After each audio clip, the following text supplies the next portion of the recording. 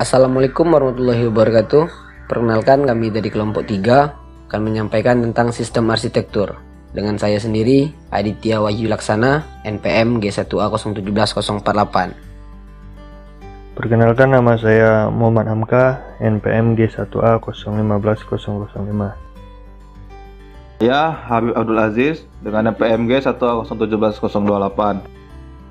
Saya Rizky Amana Putra dengan NPM G1A017038.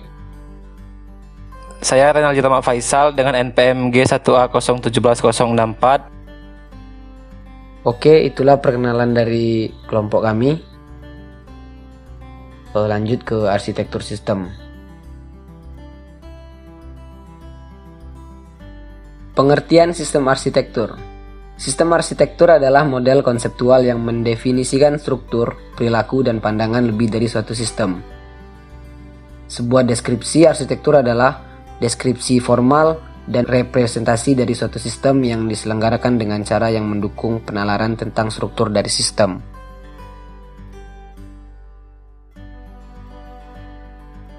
Arsitektur sistem terbagi menjadi 3 bagian: A. Centralized arsitektur, client server; B. Decentralized arsitektur; C. Hybrid arsitektur.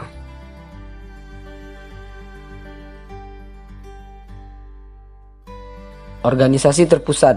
Meskipun kurangnya konsensus pada banyak masalah sistem terdistribusi, ada satu masalah yang disetujui oleh banyak peneliti dan praktisi.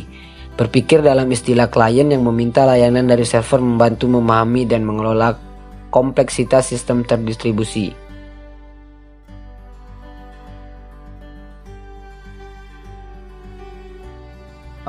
Kemudian ini adalah alur dari centralized arsitektur, client server.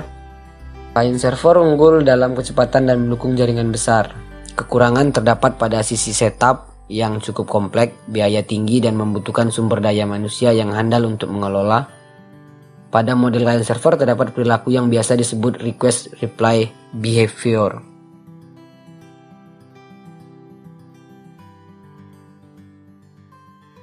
Arsitektur client server sederhana. Dalam model client server dasar, proses dalam sistem terdistribusi dibagi menjadi 2 kelompok. Yang pertama, sebuah server adalah sebuah proses melaksanakan layanan tertentu, misalnya layanan sistem file atau layanan database. Yang kedua, seorang klien adalah proses yang meminta layanan dari server dengan mengirimkan permintaan dan kemudian menunggu jawaban server.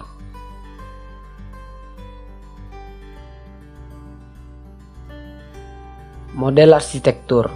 Arsitektur logis atau software arsitek. Organisasi logika dari komponen-komponen perangkat lunak.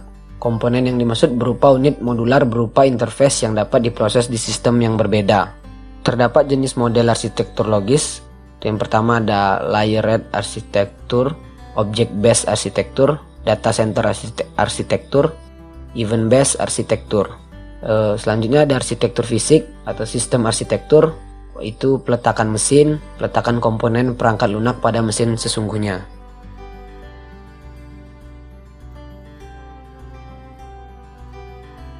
Arsitektur bertingkat.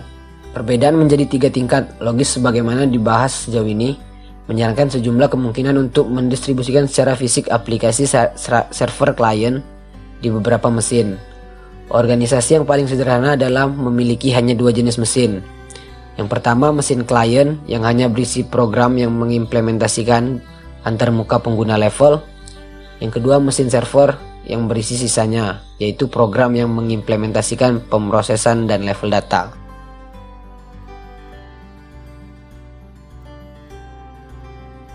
Banyak aplikasi terdistribusi dibagi menjadi 3 lapisan, yaitu yang pertama lapisan antar muka pengguna, lapisan pemrosesan, dan lapisan data.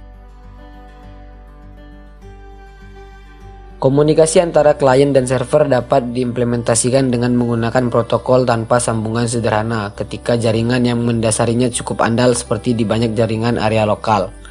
Dalam kasus ini, ketika klien meminta layanan, itu hanya mengemas pesan untuk server, mengidentifikasi layanan yang diinginkannya, bersama dengan server, bersama dengan data input yang diperlukan.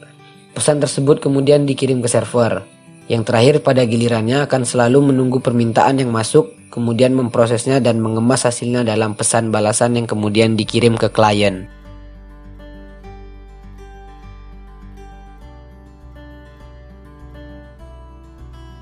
Selanjutnya adalah desentralis arsitektur, biasa disebut dengan distribusi horizontal. Distribusi horizontal sendiri merupakan kumpulan komputer yang didistribusikan namun tidak berbeda tingkatannya. Sistemnya disebut sebagai per couple system atau per mesin yang berstatus sama. Transaksi dilakukan pada satu komputer meskipun banyak yang tersedia. Pada sistem yang lain, suatu transaksi mungkin dikirimkan dari satu sistem ke sistem lainnya yang menyebabkan sekumpulan file harus diupdate.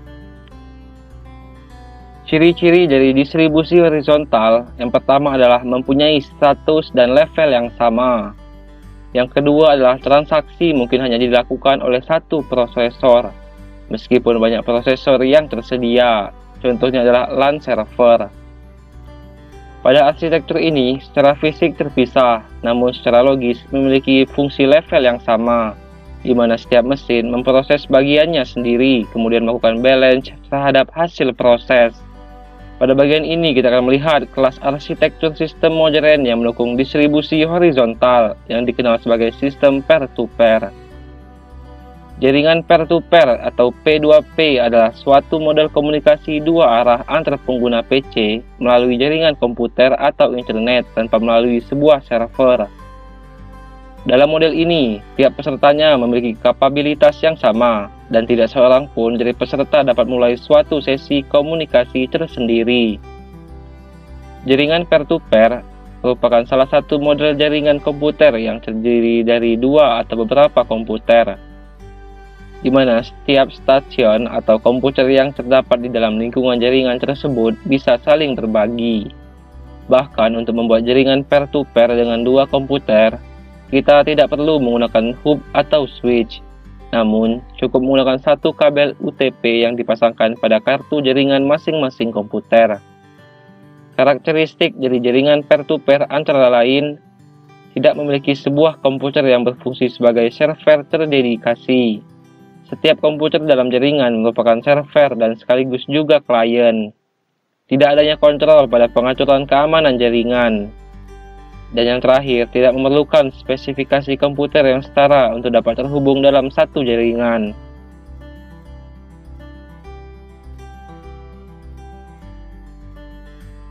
Arsitektur client-server multiter adalah konsekuensi langsung dari membagi aplikasi terdistribusi menjadi antarmuka pengguna, komponen pemrosesan, dan komponen manajemen data. Tingkatan yang berbeda sesuai langsung dengan organisasi logis dari aplikasi. Di banyak lingkungan bisnis, pemrosesan terdistribusi setara dengan mengatur aplikasi client server sebagai arsitektur multiter. Jenis ini bisa disebut sebagai distribusi vertikal. Distribusi vertikal merupakan penggunaan transaksi dengan menggunakan komputer tingkat rendah. Pada sistem ini juga dapat melaksanakan fungsi-fungsi tertentu dan kemudian mengirimkannya ke tingkat berikutnya. Pada hierarki komputer yang teratas, mungkin merupakan sistem komputer yang melaksanakan jenis pengolahan untuk transaksinya sendiri. Namun, data yang digunakan dikirimkan dari sistem yang lebih rendah. Contohnya adalah pada sistem kepala kantor menerima data dari pabrik, cabang warehouse, dan sistem-sistem lainnya. Ciri-ciri distribusi vertikal adalah yang pertama, ada hierarki prosesor J transaksi. Seperti input atau output, data dilakukan melalui hierarki terbawah. Sedangkan fungsi level-level di atasnya untuk akses online ke file atau database dan digunakan untuk head office atau cabang.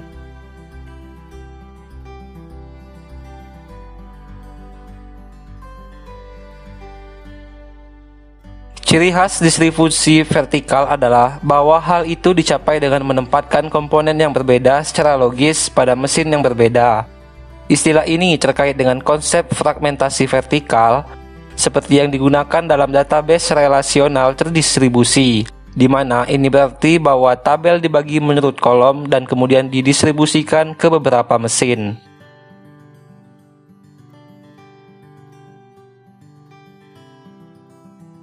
Dari perspektif tingkat tinggi, proses yang membentuk sistem peer-to-peer semuanya sama. Artinya, fungsi-fungsi yang perlu dijalankan dipresentasikan oleh setiap proses yang merupakan sistem terdistribusi. Akibatnya, banyak interaksi antara proses yang simetris. Setiap proses akan bertindak sebagai klien dan server pada saat yang sama, yang juga disebut sebagai pelayan.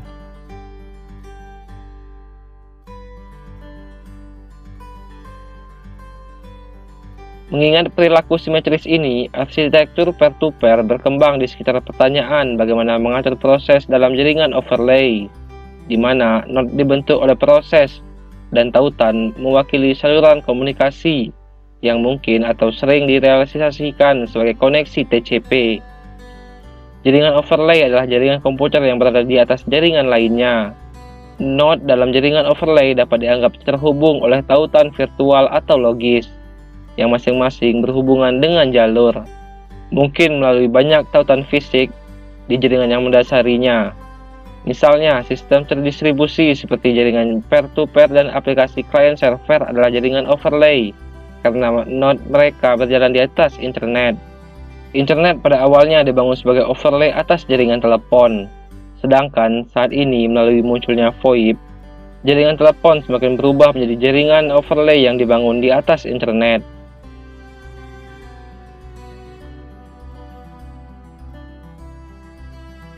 Sistem peer-to-peer terstruktur. Sistem peer-to-peer yang terstruktur node yaitu proses yang diatur dalam overlay yang mengikuti topologi deterministik, seperti cincin, pohon, biner, grid, dan lain-lain. Topologi ini digunakan untuk mencari data secara efisien. Karakteristik untuk sistem peer-to-peer terstruktur adalah bahwa mereka umumnya didasarkan pada apa yang disebut indeks bebas semantik. Sistem peer-to-peer secara keseluruhan sekarang bertanggung jawab untuk menyimpan pasangan seperti kunci dan nilai.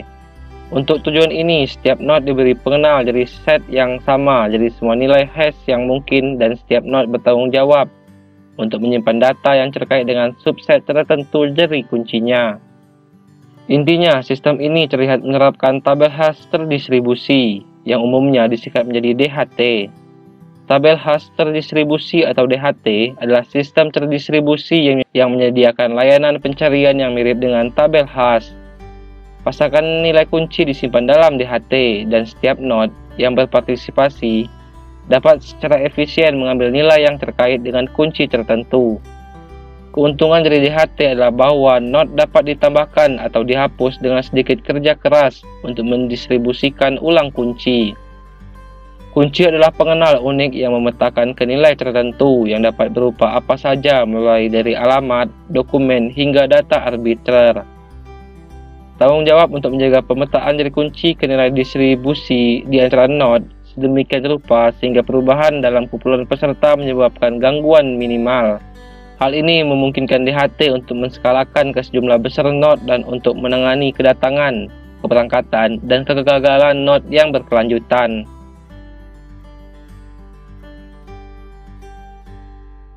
Mengikuti pendekatan ini sekarang mengurangi esensi dari sistem peer-to-peer yang terstruktur untuk dapat mencari item data melalui kuncinya. Artinya, sistem menyediakan implementasi yang efisien dari fungsi lookup yang memetakan kunci untuk node yang ada. Setiap node dapat diminta untuk mencari kunci tertentu yang kemudian bermuara pada efisien perutaian permintaan pencarian secara node yang bertanggung jawab untuk menyimpan data yang terkait dengan kunci yang diberikan. Jaringan peer-to-peer tidak terstruktur tidak melampirkan organisasi spesifik node tersebut. Para peserta berkomunikasi secara acak satu sama lain. Sistem ini dianggap kuat terhadap aktivitas pergojarak tinggi, seperti beberapa node sering bergabung dan meninggalkan jaringan. Dalam sistem peer-to-peer yang tidak terstruktur, setiap node menyimpan daftar tetangga ad hoc. Hamparan yang dihasilkan menyerupai apa yang dikenal sebagai grafik acak. Grafik di mana tepi U dan V antara dua node U dan V hanya ada dengan probabilitas tertentu. Baiklah, di sini saya akan melanjutkan penjelasan materi dari kelompok saya. Dalam sistem peer-to-peer yang tidak terstruktur, ketika sebuah simpul bergabung, ia sering menghubungi simpul terkenal untuk mendapatkan daftar awal rekan-rekan lain dalam sistem. Daftar ini kemudian dapat digunakan untuk menemukan lebih banyak rekan, dan mungkin mengabaikan yang lain, dan seterusnya.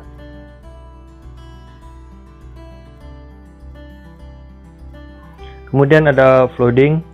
Dalam kasus flooding, node yang mengeluarkan U hanya meneruskan permintaan item data ke semua tetangganya. Permintaan akan diabaikan ketika node penerima, katakanlah V, telah melihatnya sebelumnya. Jika tidak, V mencari item data yang diminta secara lokal.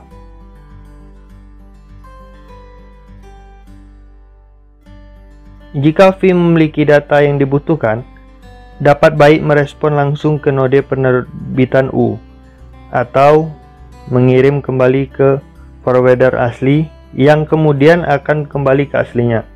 Forwarder dan sebagainya, EFV tidak memiliki data yang diminta.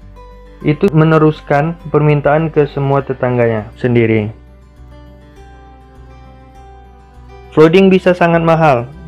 Karena alasan itu, permintaan seringkali memiliki nilai time to life atau TTL yang terkait, memberikan jumlah lompatan maksimum yang diizinkan untuk diteruskan permintaan. Memilih nilai TTL yang tepat sangatlah penting. Terlalu kecil berarti permintaan akan tetap dekat dengan penerbit, dan dengan demikian tidak dapat mencapai node yang memiliki data. Terlalu besar akan menimbulkan biaya komunikasi yang tinggi.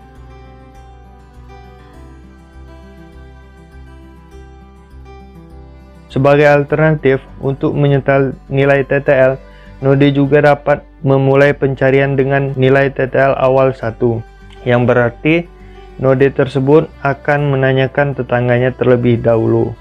Jika tidak ada atau tidak cukup hasil yang dikembalikannya, TTL ditingkatkan dan pencarian baru dimulai.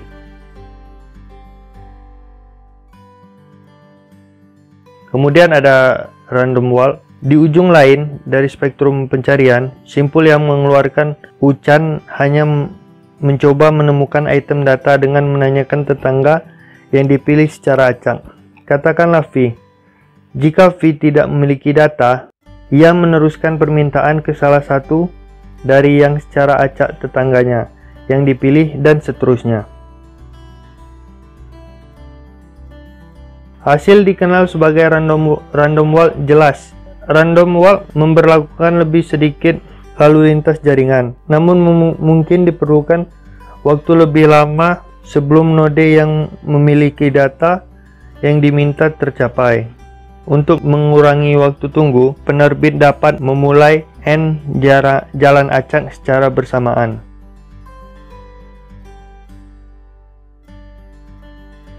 Random walk juga perlu dihentikan untuk tujuan ini. Kita dapat menggunakan TTL lagi atau sebagai alternatif. Ketika sebuah node menerima permintaan pencarian, periksa dengan penerbit apakah meneruskan permintaan ke tetangga lain yang dipilih secara acak masih diperlukan.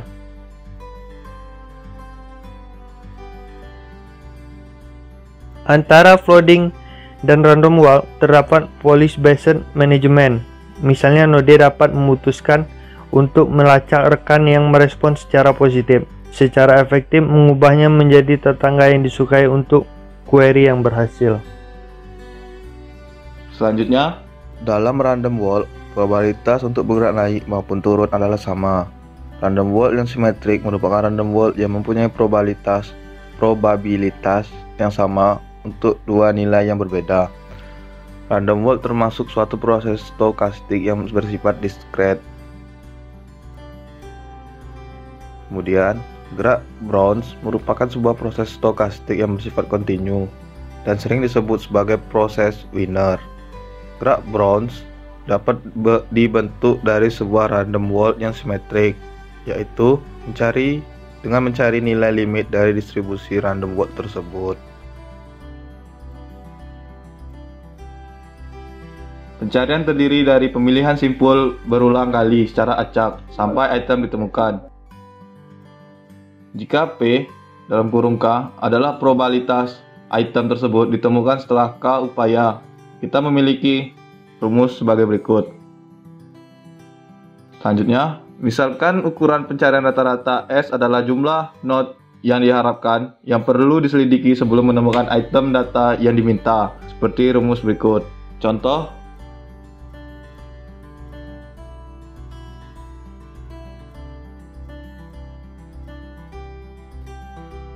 dengan hanya mereplikasi setiap item data ke setiap node, S sama dengan 1 dan jumlah bawah random wall akan selalu menggulungi flooding bahkan untuk nilai TTL 1.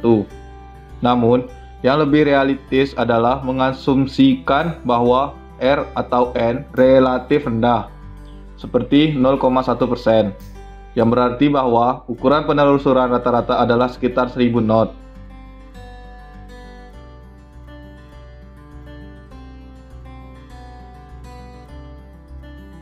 Untuk membandingkan ini, Float menganggap bahwa setiap node rata-rata ke depan permintaan ke D dipilih secara acak tetangga. Setelah satu langkah, permintaan akan sampai di D node, yang masing-masing akan meneruskannya ke D node 1 lainnya, atau dengan asumsi bahwa node dari mana permintaan itu datang dilewati, dan seterusnya.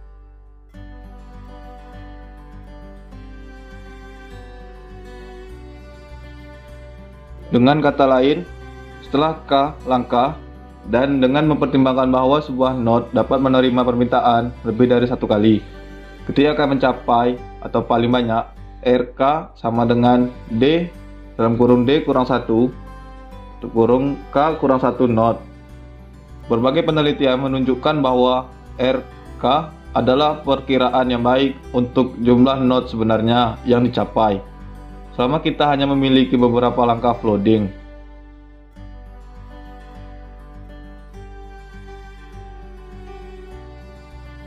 Dengan flooding, rata-rata D sama dengan 10 tetangga. Kita akan memerlukan setidaknya 4 langkah flooding, mencapai 7290 node, yang jauh lebih baik bahwa 1000 node diperlukan saat menggunakan random wall.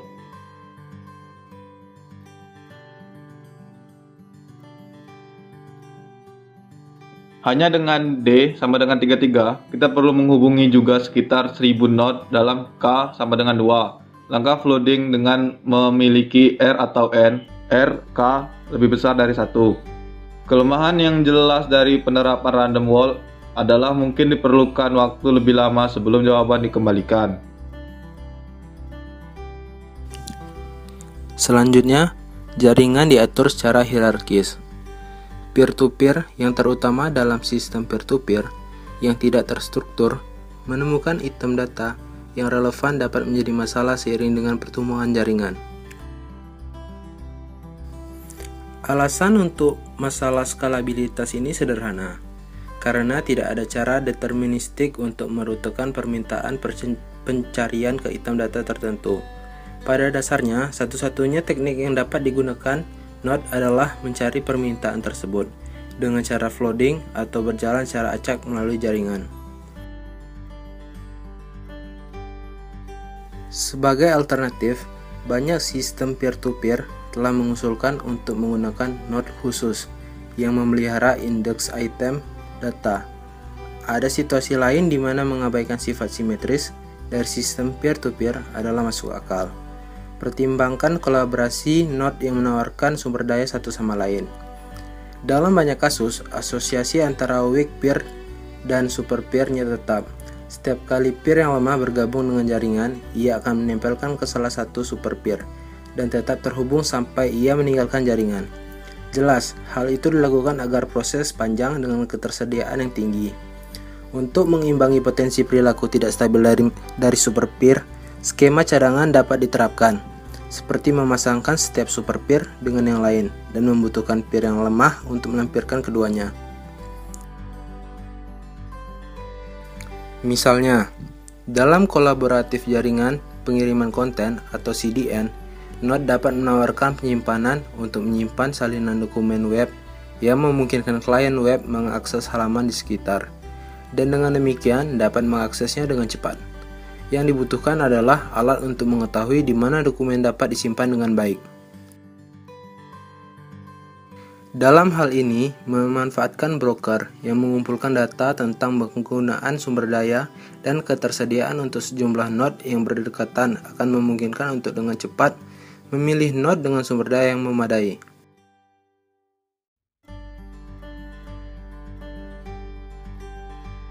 Node seperti yang memelihara indeks atau bertindak sebagai broker biasanya disebut sebagai super peer. Seperti namanya, super peer sering juga diatur dalam jaringan peer-to-peer yang mengarah ke organisasi hierarkis. Seperti yang telah kita lihat, jaringan peer-to-peer menawarkan cara yang fleksibel bagi node untuk bergabung dan meninggalkan jaringan. Namun dengan jaringan super peer, muncul masalah baru, yaitu bagaimana cara memilih node yang memenuhi syarat untuk menjadi super peer.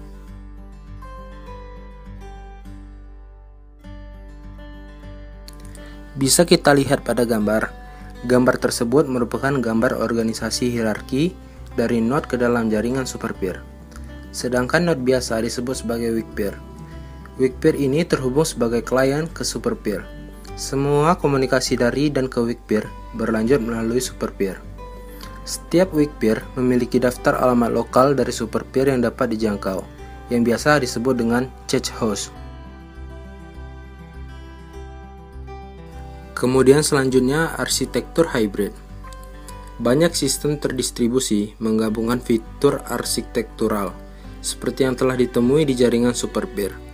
Pada bagian ini dapat dilihat beberapa kelas tertentu dari sistem terdistribusi di mana solusi client server digabungkan dengan arsitektur terdesentralisasi.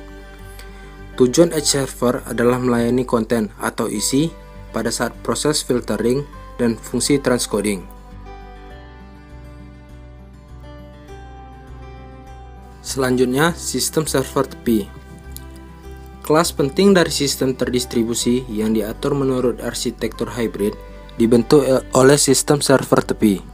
Sistem ini digunakan di internet di mana server ditempatkan di tepi jaringan.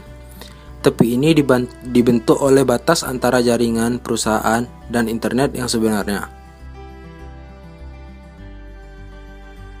Misalnya, seperti yang disediakan oleh penyedia layanan internet atau yang biasa disebut dengan Internet Service Provider. Demikian pula, di mana pengguna akhir di rumah terhubung ke internet melalui ISP mereka. ISP tersebut dapat dianggap berada di tepi internet. Ini mengarah ke organisasi umum. Pengguna akhir atau klien pada umumnya terhubung ke internet melalui server edge. Tujuan utama edge server adalah untuk menyajikan konten, kemungkinan setelah menerapkan fungsi pemfilteran dan transcoding. Yang lebih menarik adalah fakta bahwa kumpulan server tepi dapat digunakan untuk mengoptimalkan konten dan distribusi aplikasi. Model dasarnya adalah untuk organisasi tertentu. Satu server edge bertindak sebagai server asal, yaitu tempat semua konten berasal. Server edge adalah server yang dapat menggunakan server tepi lain untuk mereplikasi halaman web dan sejenisnya. Sistem server tepi ini menggunakan fog computing seperti yang diterapkan di pusat data sebagai inti. Server tambahan di tepi jaringan digunakan untuk membantu dalam komputasi dan penyimpanan, yang pada dasarnya mengarah ke cloud terdistribusi sistem. Dalam kasus komputasi kabut, bahkan perangkat pengguna akhir merupakan bagian dari sistem dan sebagian dikendalikan oleh penyedia layanan cloud. Selanjutnya, Collaborative Distribute System. Bentuk lainnya adalah CBS. CBS ini dibangun dari beberapa jaringan sistem tersebar yang ada. Konsep sama dengan BitTorrent File Sharing System. Komponen dapat redirect klien untuk akses server lain, analisa pola akses klien, memanage replication data, seperti yang bisa kita lihat gambarannya di bawah ini.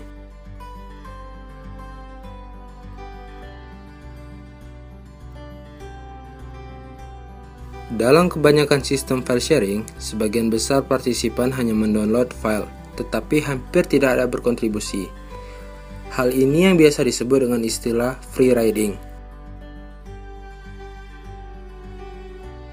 Baiklah, itu saja pembahasan tentang arsitektur sistem. yang membahas di dalamnya centralized architecture, decentralized architecture, dan hybrid architecture.